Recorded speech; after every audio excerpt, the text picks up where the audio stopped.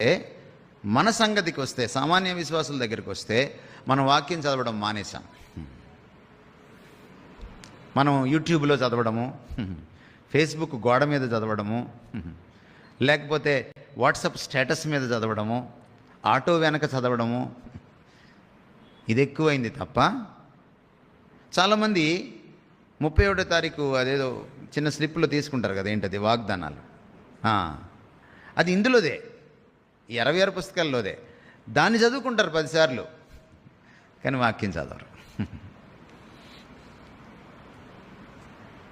ఈ వాక్యం చదవడం మానేయడం వల్ల మనకి ఈ రోజున చాలా అర్థం కావట్లేదు.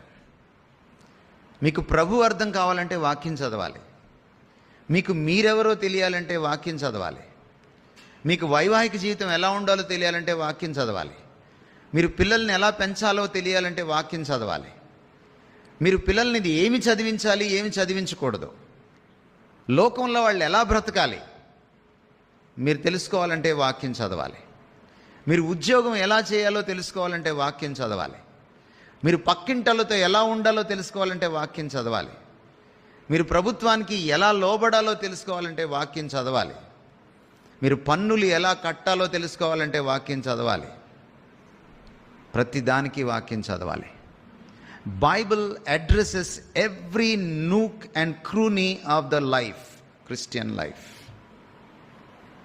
ప్రతి మైన్యూట్ డీటెయిల్ని కూడా బైబిల్ అడ్రస్ చేస్తోంది క్రైస్తవ జీవనంలో. This is the book which is a manual to the Christian life. ఇది క్రైస్తవ జీవనానికి ఒక కరపుస్తకం, ఒక హ్యాండ్ బుక్. ఇది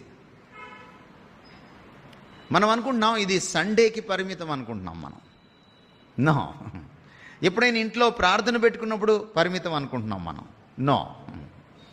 అందుకనే ద్వితీయోపదేశకాండంలో చాలా స్పష్టంగా చెప్పాడు, మీరు కూర్చుండినప్పుడు, లేచినప్పుడు, మీరు నడుచున్నప్పుడు, మీరు పరుండినప్పుడు, భోజనపు బల్ల దగ్గర మీ పిల్లలతో ఈ వాక్యాన్ని గురించి మాట్లాడాలి అన్నాడు ఆయన.